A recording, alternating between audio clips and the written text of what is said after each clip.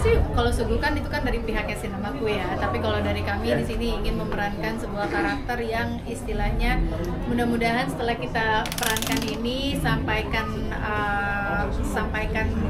rasa ini bisa memberikan setidaknya efek lebih sayang lagi dan lebih menggunakan waktu yang kita miliki ini sebaik-baiknya gitu dengan orang-orang yang tersayang, karena we never know ke depan, namanya juga kehidupannya kita nggak tahu besok tuh kita ada apa, jam nanti juga gimana gitu. Jadi film ini sih membuat kalau Nirina bener-bener kayak buat Najwa tuh memberikan efek gitu kan, jadi kayak oh my god, iya ya, kita tuh nggak tahu dalam kehidupan tuh akan apa yang terjadi kepada kita di depan gitu. So ya, kalau Vino gimana? Ya sebenarnya cerita yang sederhana. Buat saya setiap keluarga itu punya ceritanya masing-masing, punya permasalahan masing-masing.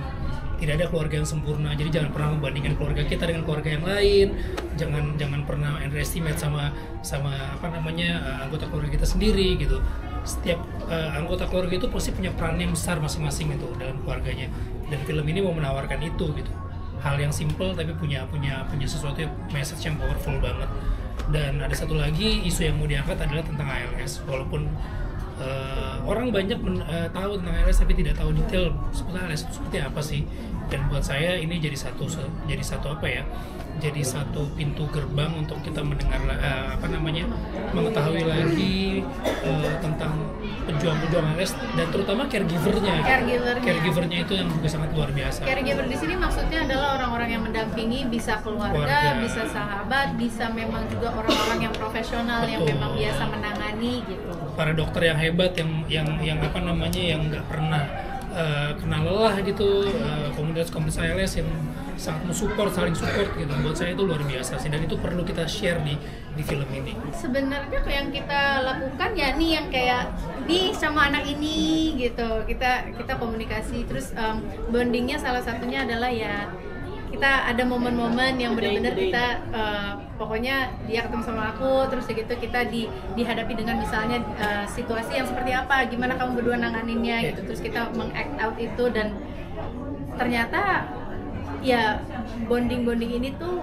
apalagi untuk cerita ini ya, dan dia juga sebagai anak satu-satunya di film ini gitu, jadi kayak pokoknya semua ini mengenai rasa yang istilahnya buat kita tuh kayak ini sesuatu yang baru, tapi kita juga kayak merasakan ini tuh agak berat ya gitu loh.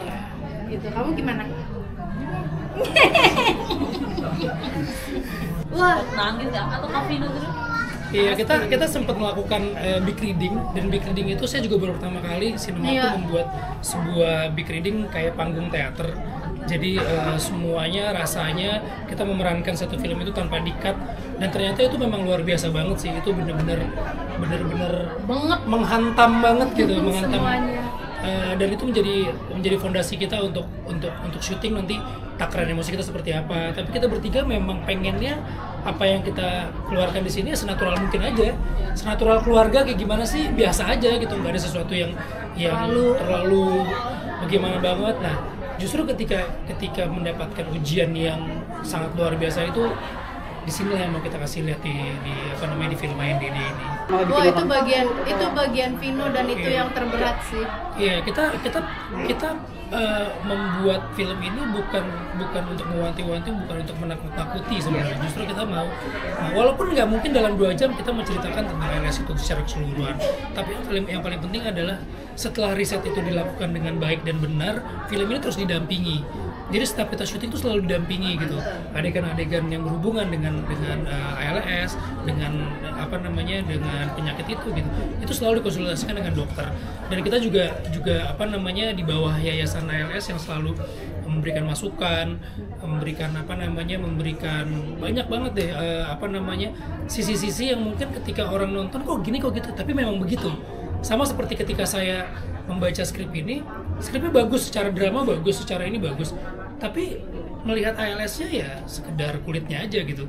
Tapi begitu kita datang ke seminarnya, kita bertemu langsung dengan caregiver-nya, kita bertemu langsung dengan penjuang ALS-nya, itu yang ngerubah ngerubah sudut pandang saya bahwa ini sebetulnya hal yang sangat berat sekali, ini hal yang penting banget dan kita nggak boleh salah gitu untuk menyampaikan ini. Makanya setiap detail adegan ini semua dikonsultasikan sama dokternya. Dan kebetulan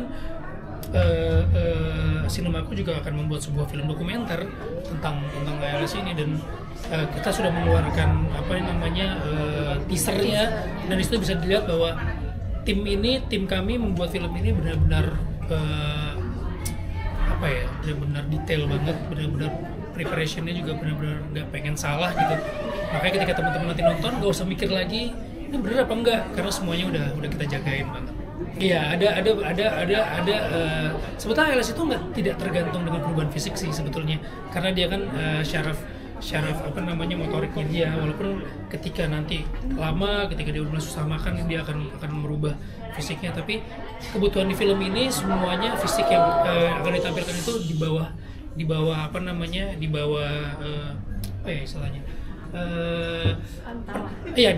dipantau oleh dokter Sheila kebetulan yang memang menangani ALS di Indonesia. Jadi semuanya sesuai dengan takarannya. Jadi kita nggak pengen juga menjual hal-hal yang sebetulnya nggak tepat gitu, menjual kesakitan, menjual sakit yang berlebihan, nggak menjadikan organ disease itu jadi sesuatu yang jualan gitu loh. Temanya sebenarnya keluarga, bagaimana keluarga itu menyelesaikan masalah ini. Miracle doa untuk kita. Sebenarnya siapalah kita untuk misalnya merasa bisa kuat menghadapi apapun sendiri gitu ya. Pasti ujung-ujungnya kita hanya bisa berusaha dan berserah diri. Makanya kalau dibilangin seberapa kuat sih, sebuah doa itu sangat-sangat kuat dan sangat-sangat menjadi pegangan untuk kita juga yang pada saat kita rapuh. Apalagi sepegangan kita kalau bukan doa dan juga kehadiran yang Maha Kuasa gitu, lagi benar-benar ya kita berserah diri, dan yang salah satu yang paling besar adalah berserah diri dan usaha.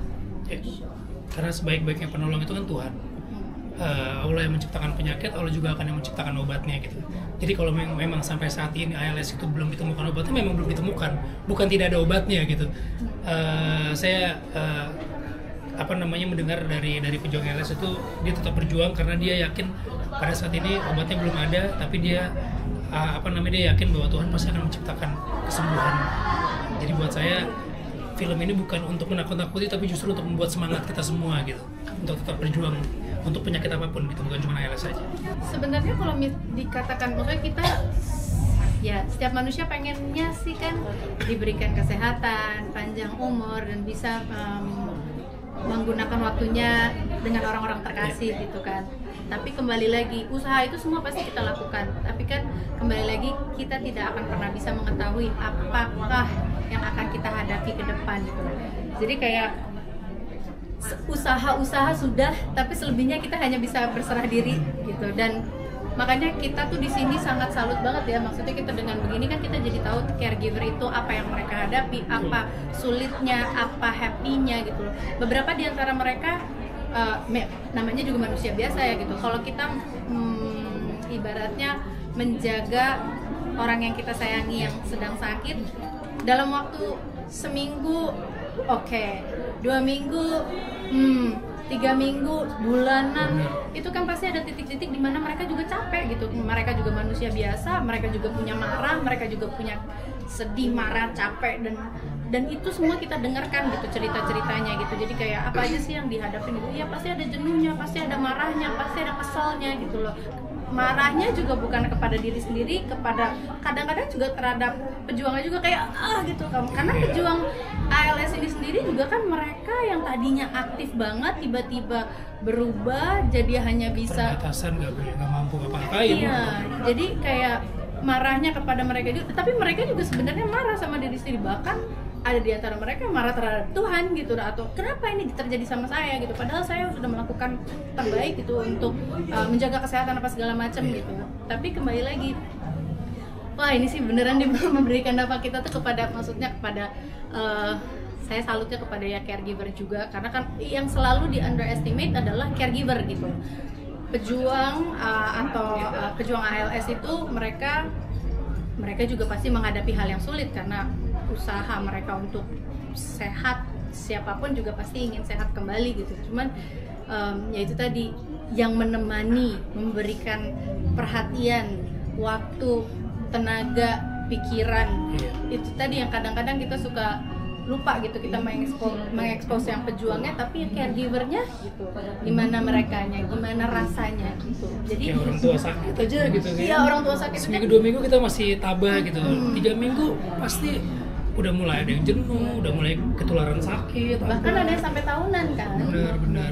Kita mau ngangkat itu juga gitu, bahwa kekuatan di sini tuh bukan cuma pejuang ALS-nya, tapi juga para caregiver dan keluarganya. Dikala kita dikasih sebuah cobaan, tapi karena keretakan komunikasi itu, kemudian sebagai seorang istri tidak dilibatkan dan bahkan ditinggalkan di dalam sebuah pernikahan tuh kayak apa, salah gua apa gitu loh, terus kenapa gitu. Tapi karena ketidaktahuan itu, karena suami merasa bahwa mereka tidak boleh terlihat lemah atau segala macam, terus tidak melibatkan istri, amarah itu kan pasti kayak menjadi membuat tanda tanya besar gitu. Jadi kayak apa sih, kenapa sih gue, salah gue apa, ini apa. Nah, punya pemikiran kayak gitu kan melelahkan ya, apalagi tidak mendapatkan jawaban gitu. Jadi bener-bener adalah satu kejadian pas lagi di film itu, ada sebuah adegan yang membuat Nirina pas mengadeganin itu tuh kayak menjadi Hanggini tuh kayak oh my god, susah ya. Pada saat yang bersamaan kita menunjukkan kekuatan, tapi padahal sebenarnya kita rapuh. Itu sih. Aku belajar dari Hanggini. Hanggini tuh kalian banget. Iya, Hanggini itu Hanggini itu pokoknya ntar deh. Tapi pasti akan relate. Kavino ini spesial juga pakai baju anak promo film. Oh iya. Jadi sebenarnya suruh pakai baju putih, aku begitu pas di kamar pas lihat, wah ternyata ada baju putihnya ini gambar anak aku gitu. Dan film ini kan juga bukan cerita tentang seorang suami aja, tapi ini ada seorang istri yang hebat dan seorang anak yang luar biasa gitu. Dalam sebuah rumah tangga, anak pasti akan menjadi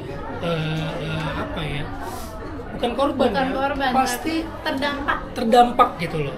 Dan cerita ini walaupun tidak sepenuhnya relate dengan kehidupan saya, tapi film ini tentang seorang suami istri dan satu anak, dan itu saya juga punya sama banget kayak gitu, dan anak saya juga perempuan dan besarnya hampir sama gitu kan. Jadi kayaknya cocok juga nih kalau saya pakai ini. Memberikan energi tersendiri nggak sih Kak ketika untuk datang ke sini gitu? Iya, pasti kan kita punya support system yang saling mensupport gitu kan. Datang ke sini keluarga mensupport dan teman-teman yang lain juga mensupport, demikian juga diri dan lain-lainnya. Ya itu pasti akan jadi sesuatu yang membuat kita semangat sih. Oke. Kemudian 21 habis itu foto. Udah siap? Siap? Oke, buat teman-teman semua, jangan lupa saksikan film Hanya Namamu Dalam Doaku tanggal berapa?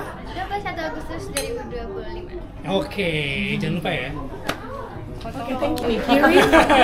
Mau banget jadi TV gue nih. Kelihatan. Itu bukan cara yang